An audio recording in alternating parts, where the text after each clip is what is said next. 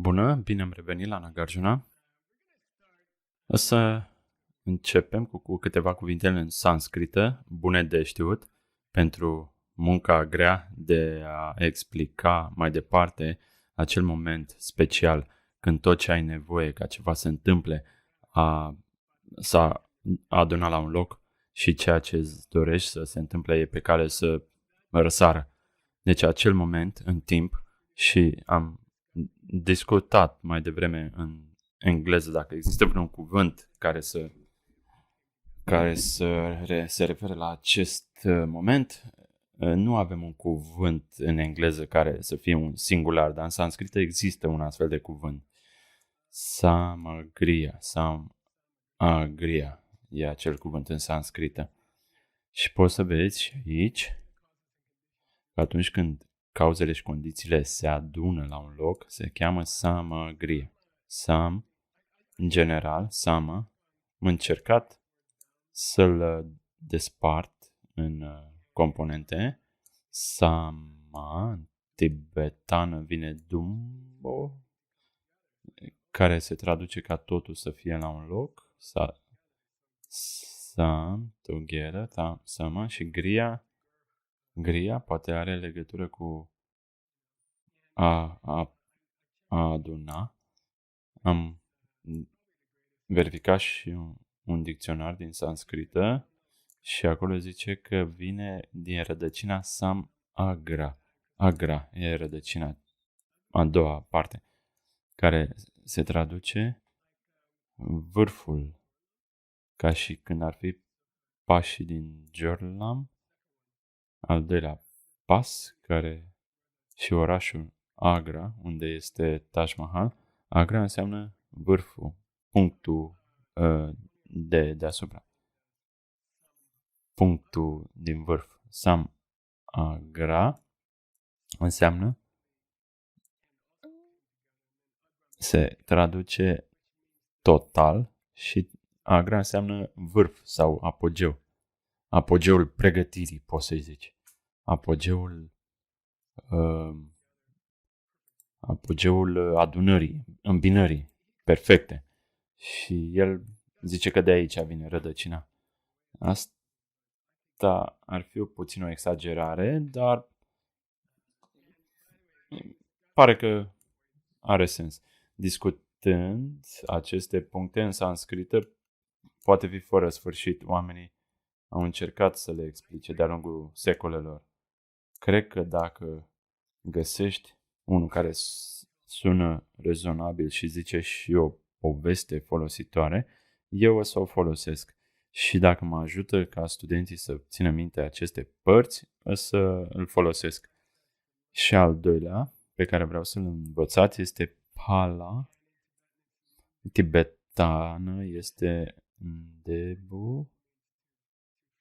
Rădăcina se traduce să rodească ca un fruct sau să expandeze sau să țâșnească. Pur, de la Singapore, Rajpur. Singapore înseamnă plin de lei. Și pura a devenit cuvânt pentru oraș, că e plin de oameni. Deci R se schimbă în L și obții full. Ideea de un fruct care se extinde până când e gata să se deschidă, să rodească, da. În sanscrită e ușor. Deci samagriya, apogeul tuturor lucrurilor care se adună, se îmbină.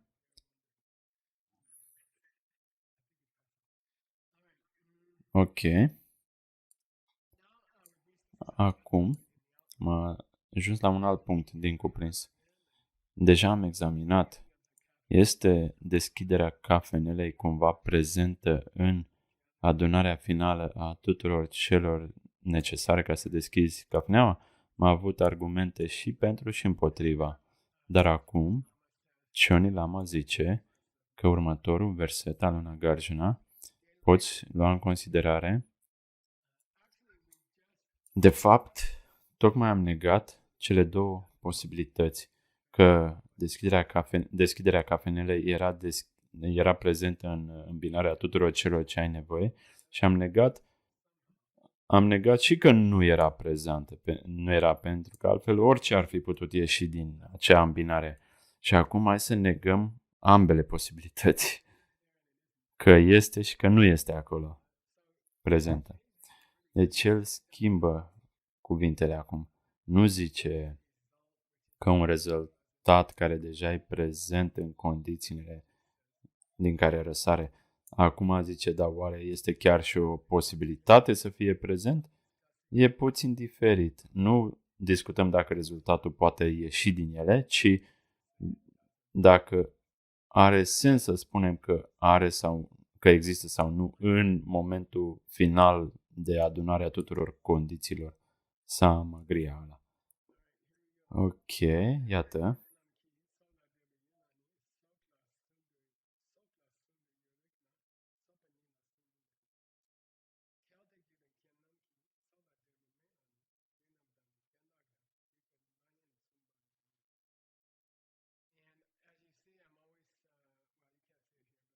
Deci, după cum vedeți,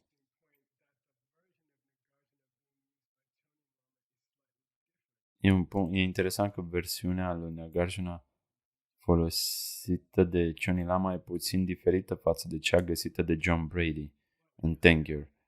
Deci ce avem aici este una din traducerile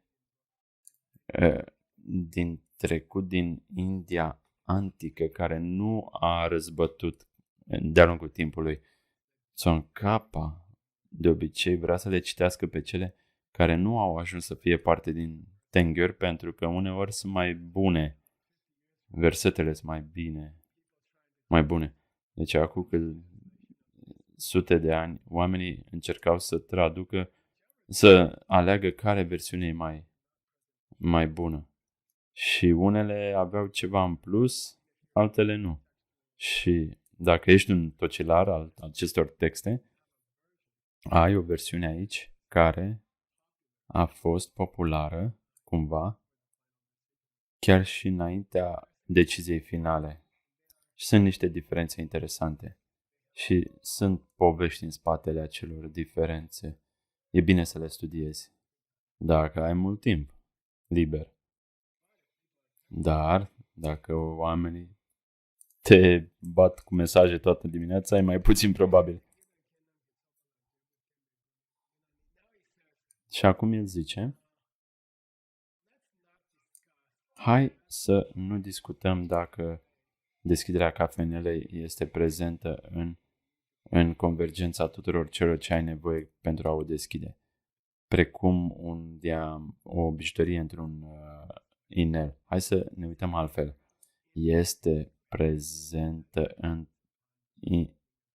într-un mod implicit și că se bazează și depinde de această convergență. Să nu zicem că e amestecată cu cauzele și condițiile. Hai să o privim dacă cumva se bazează sau se așează pe aceste cauze și condiții. Poate fi prezentă în sensul că se bazează pe ele, se așează pe ele. Deci nu e amestecată cu cauze și condiții. Este prezentă deschiderea ca și fapt că se bazează pe aceste cauze și condiții la un loc.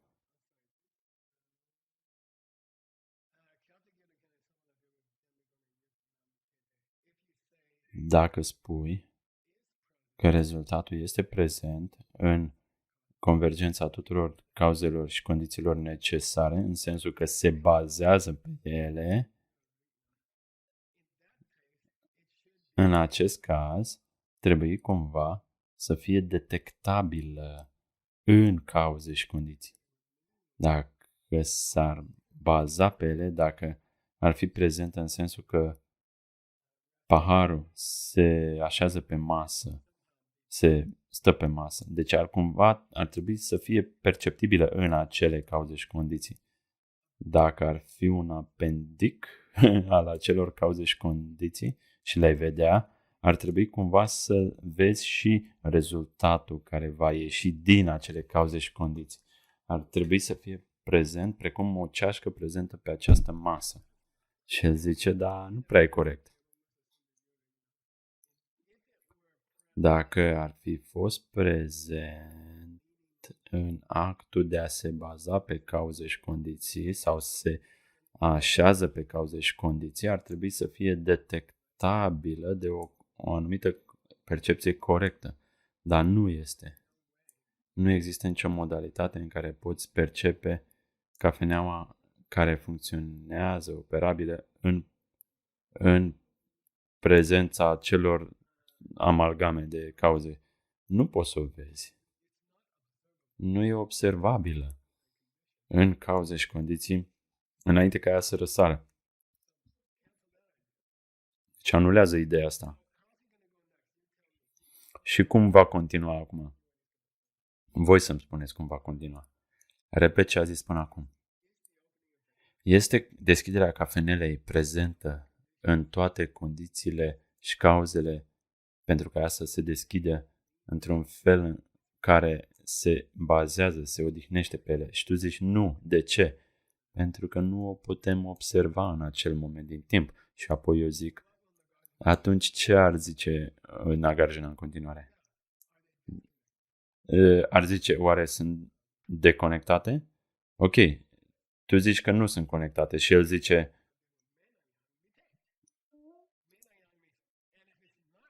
dacă nu se bazează pe cauze și condiții sau nu e prezent acolo, așezându-se pe cauze și condiții, de asemenea e imposibil.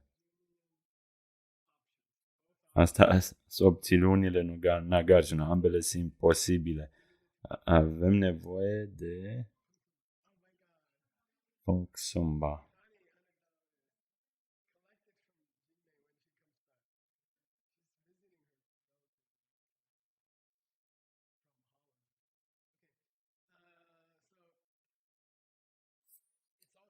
Deci, de asemenea, e incorect să spunem că deschiderea cafenelei nu se bazează pe cauze și condiții în momentul cauzelor și condițiilor. Pentru că atunci n-ar mai exista nicio relație necesară între deschiderea cafenelei și condițiile pentru ca ea să se deschidă. Dacă deschiderea cafenelei nu ar fi dependentă necesar de acele cauze și condiții. Și în acel caz, în acea situație, zice el, ai putea folosi, iată poza, poți să folosești o bucată de cărbune să deschizi o cafene. În tibeteană, dacă vrei să dai un exemplu ridicol care ar putea fi cauza despre ceea ce vorbești, dacă nu era cauzele necesare, eu am zis ceva cu iepuri. El zice de bucata de cărbune. Deci, ceva ce nu o să vezi niciodată. Adică o bucată de cărbune ar trebui să fie ar, ar, deci deschiderea cafenelelor pe ziua de deschidere ar trebui să dea roci de cărbune dacă n-ar fi o relație între cafenea și cauzele ei. Ok, am trecut de asta. Mereu sper că se face mai ușor, dar când ajungi să crezi, e de speranța moare.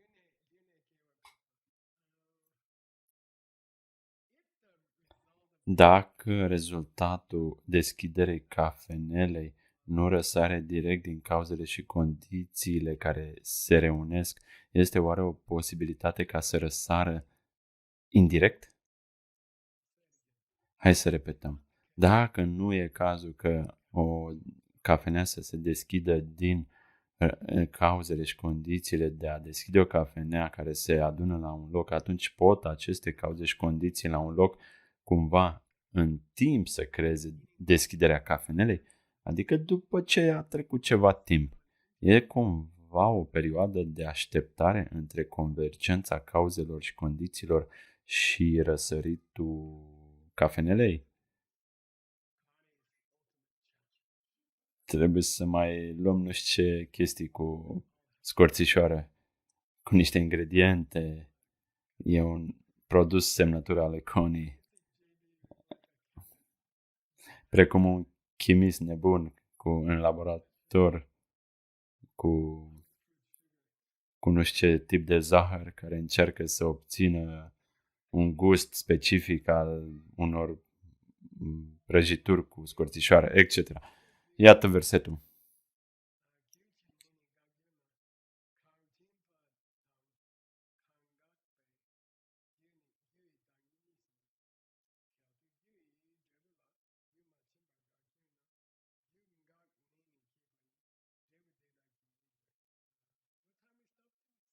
La ce oră ne oprim? În 30 de minute. Iată. Acum, pentru a înțelege și a aprecia acest verset, vreau să apreciez un anumit cuvânt aici. Cen, al doilea cuvânt din a doua linie și al doilea din a treia linie. Cen. Evident e în legătură cu gen. Prima perfecțiune este a dărui cu un S în față. Dar aici ai cen și este o folosire unică a verbului care se traduce să scuipi un rezultat. Să scuipi un rezultat. Să-l expulzezi, dacă vrei.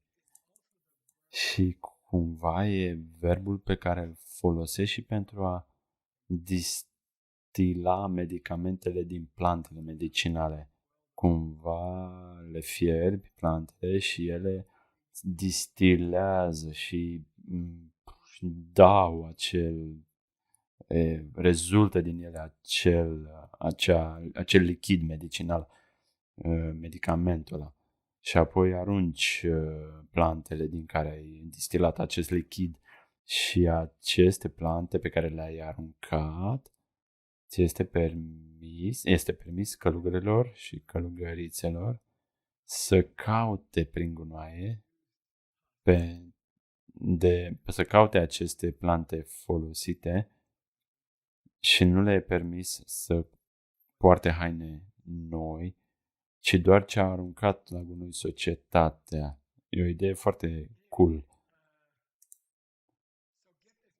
Deci, ia sentimentul ăsta când discutăm de cauză și efect. Ce ar însemna cuvântul gen? Sau când discutăm de convergența cauzelor și condițiile. Ce ar însemna aici cuvântul gen?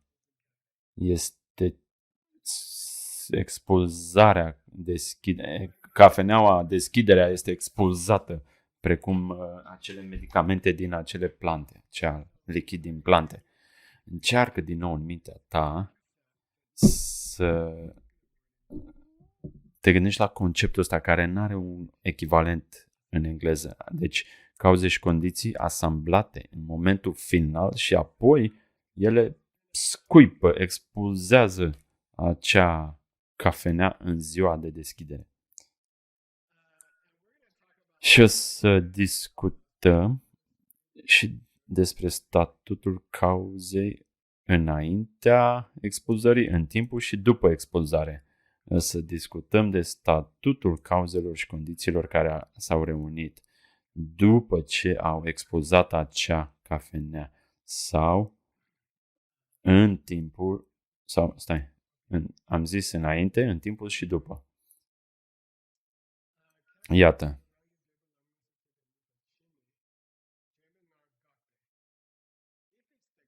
Dacă este cazul că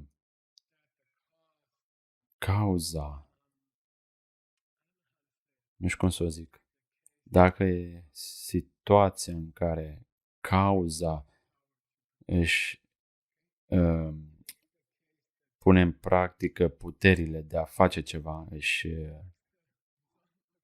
dacă ejectează acel rezultat, îl scuipă, îl expulzează, își folosește puterile de a scoate un rezultat, să zic, și apoi se consumă pe ea însăși. Este oare cazul că odată ce cauzele și condițiile pentru ca cafeneaua să se deschidă au expulzat acea cafenea în ziua de deschidere, oare ele s-au terminat, s-au consumat? Deci da, banii pe care i-ai salvat pentru deschiderea cafenelei în ziua respectivă s-au consumat, iar când cafeneaua s-a deschis, banii s-au terminat. Este asta cazul că într-o producție directă a rezultatului, cauza s-a consumat pe ea însăși. S-a consumat înainte ca rezultatul să apară sau când? După ce a apărut rezultatul? El pune întrebările astea. Hai să spunem că puterea asta, gen, a producției, a expulzării când sămânța se consumă în ziua deschiderii,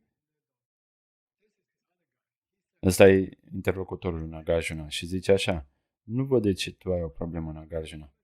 Când toți banii și toți muncitorii și toată mâncarea negătită au venit la un loc și au expulzat această cafenea în ziua de deschidere, atunci, da, și-au epuizat puterea aceste cauze. Prin definiție, asta fac cauzele.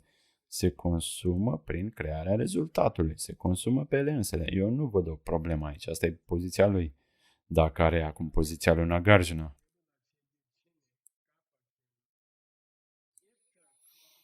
Dacă cauza s-a consumat și a produs rezultat,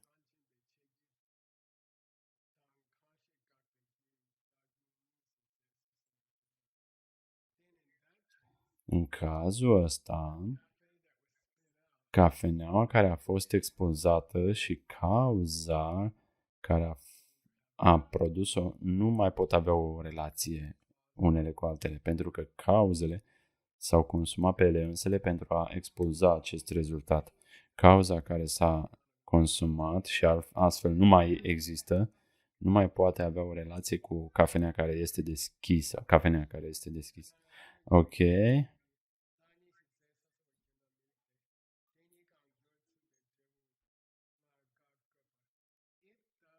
Dacă rezultatul cumva trebuie să ia contact cu cauza care s-a consumat pe ea însăși, atunci rezultatul ar trebui și el de asemenea să se fi consumat.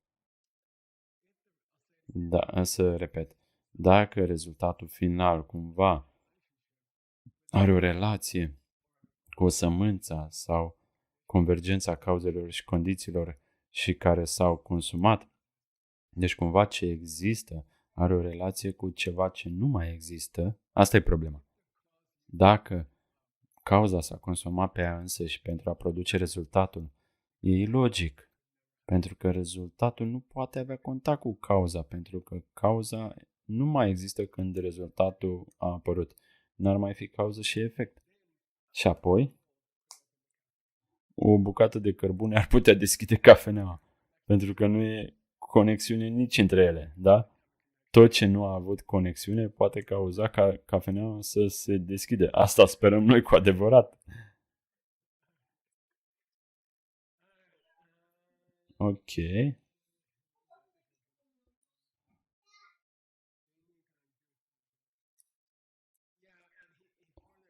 Și mai departe el zice așa. Altă opțiune e așa. Că în momentul când a fost scuipată, explozată, a,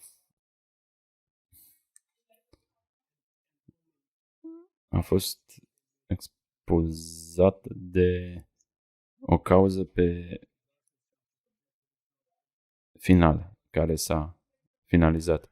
Dacă acel rezultat a avut contact cu acea cauză care nu mai există, ar trebui și rezultatul să nu mai existe, pentru că asta a făcut cauza.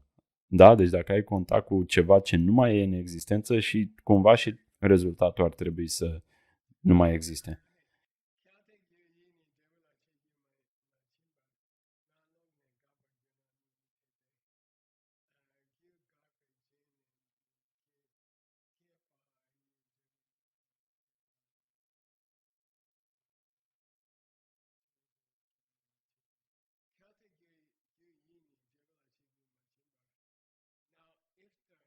Și acum,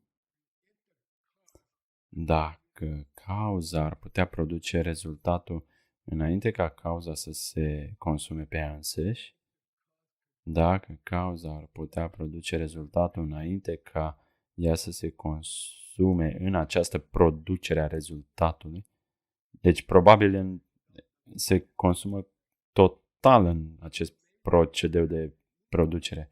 Și celălalt ar zice, majoritatea cauzelor se consumă și apoi rezultatul apare. Deci încă există o relație, cumva, există cumva o cauză ca să existe o relație acolo între ele.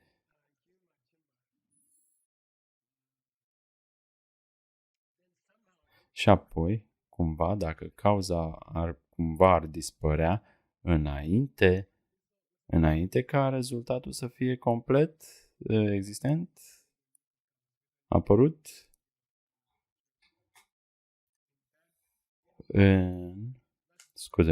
hai să o spunem diferit. Dacă cauza s-a consumat pe ea însăși și a fost o pauză și apoi a ieșit rezultatul, de asemenea e imposibilă și situația asta. Deci dacă cauza s-a consumat, apoi o pauză și apoi vine rezultatul, și asta e o imposibilitate. De ce? Că ceva precum un vlăstar care răsare ar trebui să răsară fără să mai fie prezentă cauza. Vlăstarul ar trebui să răsară după un moment în care sămânța din care a ieșit a dispărut. Deci ar trebui să fie un interval acolo. De ce? Dacă finalizarea, stoparea rezultatului și a cauzelui existau prin sine, în natura lor,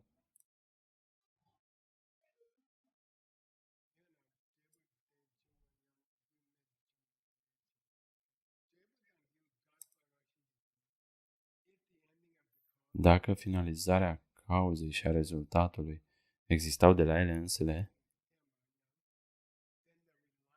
atunci bazarea rezultatului pe cauză, acea relație, trebuie să existe și ea prin ea însăși.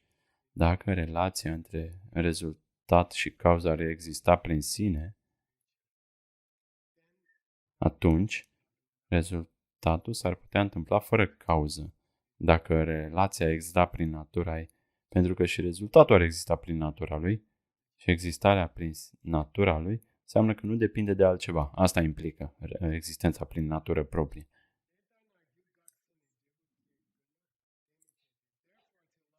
Astfel că e ilogic să spui că cauza s-a consumat pe ea însăși și apoi a venit rezultatul. După ce cauza s-a consumat pe ea însăși. De ce?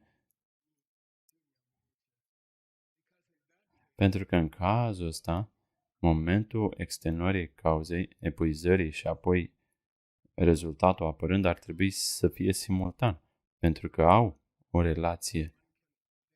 Și când ai o relație, unul trebuie să fie prezent când e și celălalt. Oare cauza și efectul au o relație? Da. Ar trebui una să fie prezentă când cealaltă este? Da, nu poți să ai o relație dacă doi oameni nu sunt în același timp într-o cameră. Oare cauza se consumă în momentul ăla? Da. Ok, înseamnă că și rezultatul se consumă.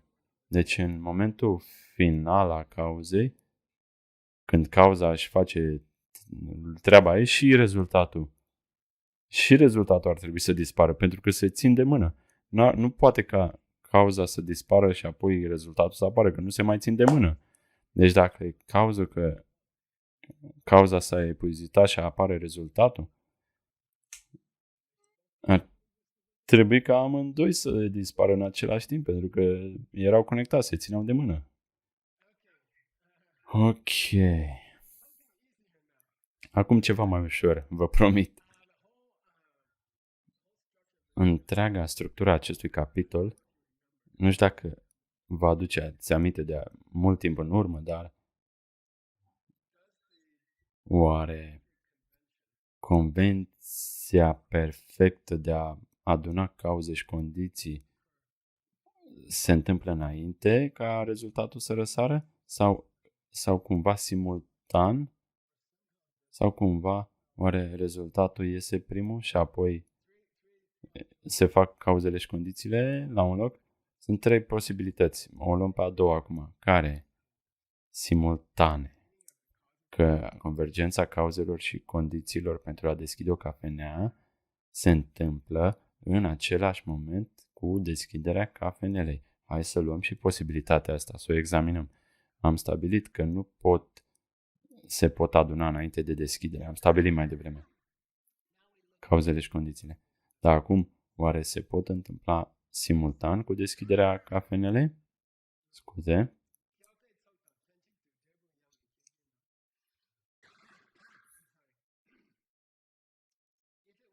Dacă era cazul ca rezultatul deschiderii cafenelei îi reieșea în același moment când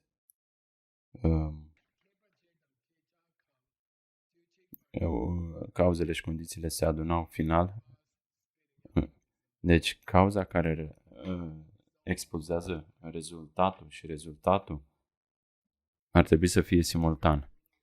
Dacă convergența cauzelor și condițiilor și deschiderea cafenelei cumva se suprapun, atunci n-ai putea separa cauza și rezultatul. N-ai putea face o distinție clară între ce a produs deschiderea și rezultatul deschiderii.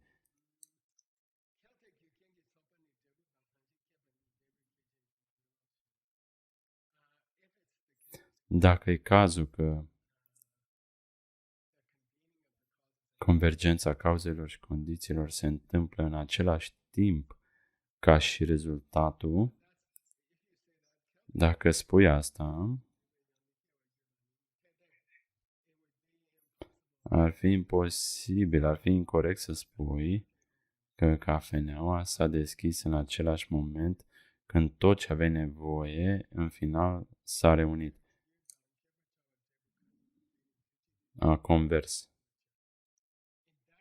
În cazul ăsta, ar trebui să fie simultan deschiderea cafenelei și momentul final al tuturor lucrurile necesare ca cafeneaua să se deschidă ar trebui să se întâmple simultan. Probabil cu o zi înainte de deschidere, da?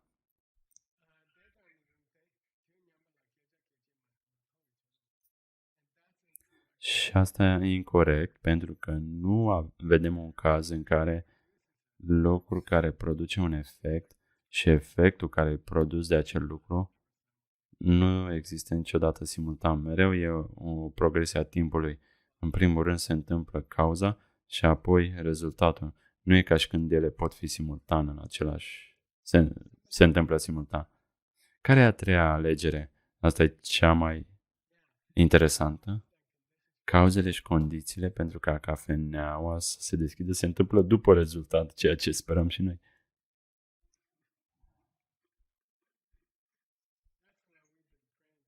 De la asta ne-am rugat. E logic. Iată.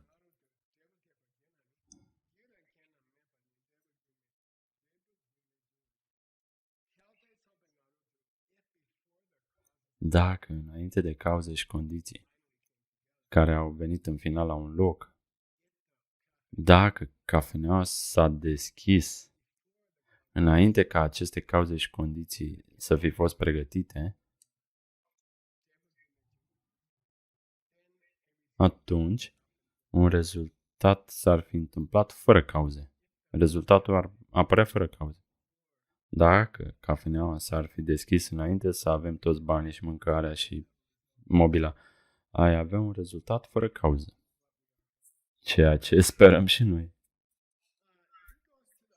Și acum el merge la școala Abhidharma și mă gândeam că ar fi fain să mergeți și voi acolo cu toții să explorăm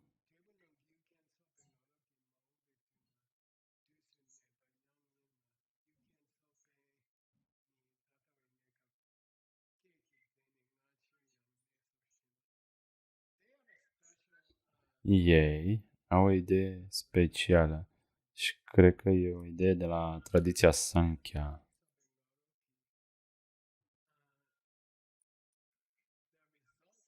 Rezultatul cauzelor și condițiilor care se adună la un loc, converg, ar putea... Hai să mă gândesc puțin.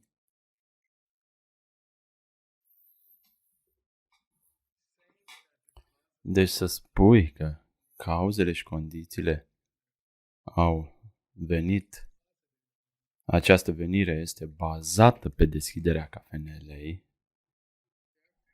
astfel că deschiderea cafenelei s-a întâmplat înainte ca cauzele și condițiile să se adune. Există ca o siguranță de viitor. E o discuție mare în budism despre asta. Dacă toate cauzele necesare și condițiile sunt prezente, mai poți preveni deschiderea? E posibil să o mai previi? Și noi am zice că nu. Ce cauze și despre care cauze condiții vorbești? Cauze, condiții pentru deschiderea cafenelei. Ele sunt cauzele și condițiile pentru deschiderea? Deci, cafeneaua trebuie să fie deschisă în timp ce ele sunt acolo, pentru că ele sunt pentru cafenea. Astfel că cauzele și condițiile trebuie să se întâmple după deschiderea cafenelei, pentru că nu poți să le denumești cauze și condiții pentru deschiderea cafenelei decât dacă nu e o cafenea deschisă acolo. Și asta e adevărat și în cursul primul ACI, cu analogia cu săgeata, când soldatul vine acasă de la luptă toată ziua, stau să mănânce și după ce și-a pus săgeata, și-au pus săgețile într-un tripod așa, în vârf, deci au luptat toată ziua, stau acasă jos după și își pun săgețile cu vârful în sus ca un tripod, una rezemându-se pe alta. Că dacă vine inamicul, să poată să apuce imediat săgeata. Și analogia din comentariul lui Pabonka Rinpoche a celor 3 căi principale din cursul ACI 1, e adevărat că rezultatul se depinde de cauze, dar cauzele în mod egal depind de rezultat, pentru că nu pot fi denumite cauze până când rezultatul nu apare.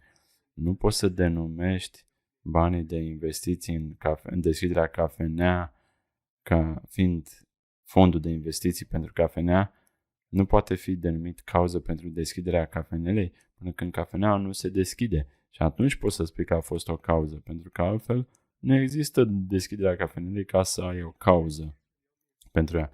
Poate să fie o cauză, se poate baza pe rezultat doar după ce rezultatul a apărut. Înainte ca rezultatul să apară, e doar ceva ce se întâmplă acolo, dar nu are și a doua jumate. Odată ce a doua jumate completă rezultatul, adică atunci banii și mâncarea și tot efortul pot fi denumite cauze, dar doar după ce rezultatul apare. Deci, cumva în direcția asta merg cei din Abhidharma.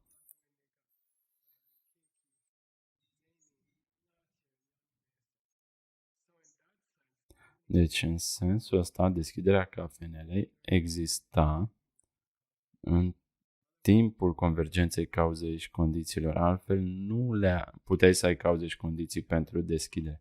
Trebuie să fie un fel de deschidere a cafenelei, ca acestea să se denumească cauzele deschiderii cafenelei și condițiile. Și noi spunem, hei, asta e o prostie. John Brady era singurul care se îndoia. Dar e corect. Nu e corect. Așa e, nu e corect. Dacă rezultatul deschiderii cafenelei era cumva prezent înainte ca cauzele și condițiile să fie la un loc în final, acel rezultat nu s-ar mai fi bazat pentru existența lui pe acele cauze și condiții. Dacă deschiderea cafenelei exista în timpul acestor cauze și condiții, putem spune că deschiderea cafenelei nu era bazată pe aceste cauze și condiții pentru că exista chiar înainte ca ele să se adune. Dacă sunt simultan, nu e o dependență. Ok?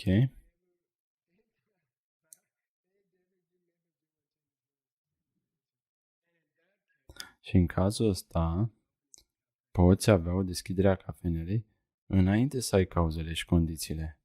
Și unde mai e cauzalitatea aici?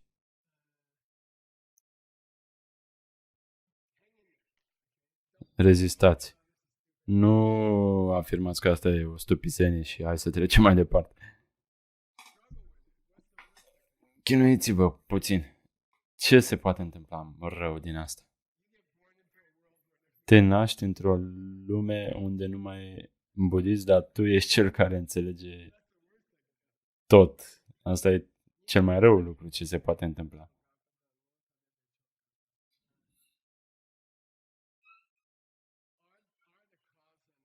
Oare este cauza și rezultatul lui un singur lucru sau cauza și rezultatul sunt separate? Asta este, cu toții știm. E din cartea lui Utpala, știm deja răspunsul. Sau nu, nu mi-l amintesc. E adevărat că pentru a fi cauză trebuie să fii și rezultat? Sau e situația că pentru a fi cauză trebuie să fii diferit de rezultat? Asta e întrebarea.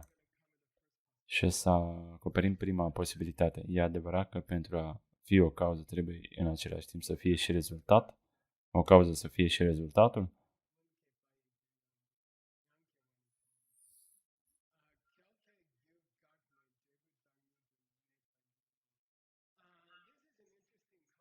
Asta e un concept interesant și se cheamă POA. Iată un alt sens al cuvântului POA, dar e similar. Poți să spui, cineva vine și zice,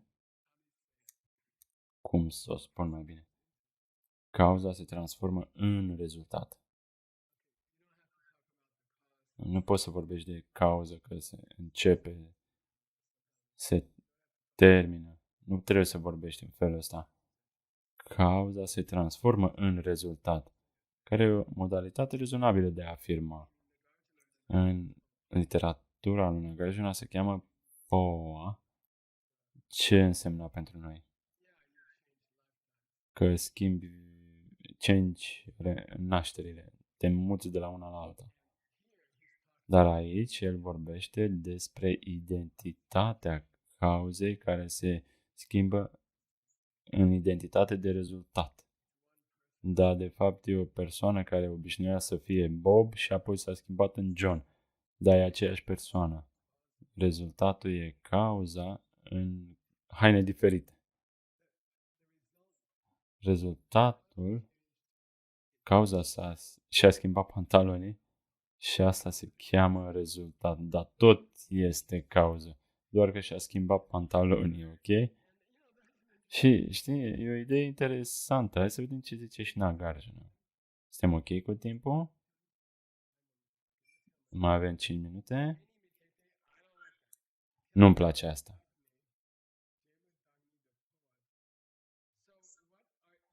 Deci, vrei să spui că cauza se oprește și apoi se transformă în rezultat? Adică cauza se finalizează și apoi se transformă în rezultat și astfel se schimbă? Asta vrei să zici tu că power înseamnă? Adică se mișcă, se transferă, se face o tranziție în rezultat? Asta vrei să zici? Tipul zice da.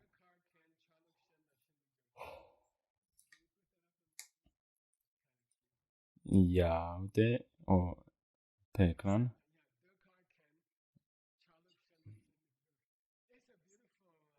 Este un exemplu frumos Dokar înseamnă sanscrita străveche, drama străveche, care era prezentată pe o scenă mică, precum comediile grecești sau dramele grecești, și se traduce, înseamnă o piesă înscenată, precum marile clasice tragedii grecești. Un actor în una din aceste scene, asta se traduce, să luăm un actor din una din aceste piese. Deci tu zici că atunci când o cauză produce un rezultat, e precum actorul juca un caracter în primul act și apoi s-a dus în culise, s-a schimbat și în al doilea act a venit cu un nou rol, un nou caracter. E un exemplu frumos. Asta e poza pe care o avem când el descrie de Poa. Adică cauza se îmbracă cu noi pantaloni și se schimbă. E aceeași idee, esență, că îți pui o ținută diferită și ești ca un actor diferit, un personaj diferit, dar e același actor. Deci cauza și rezultatul e același tip în haine diferite, în acte diferite din piesă. Asta vrei să zici? Deci tu spui că cauzele sunt un fel de doar și-au schimbat aparența exterioară și s-au transformat în rezultate, nu? Deci, vrei să spui că un nou rezultat a răsărit sau nu? E o idee interesantă. Dacă rezultatul are puterea cauzei îmbrăcată în haine diferite, atunci cauza nu s-a schimbat cu adevărat în esență. Pur și simplu și-a pus noi haine. Și în acest caz, ce a fost acolo la ora 3 este și la ora 3:01. Și în cazul ăsta este tagma. Ce înseamnă? Este de neschimbat, e neschimbător, este un lucru neschimbător funcțional.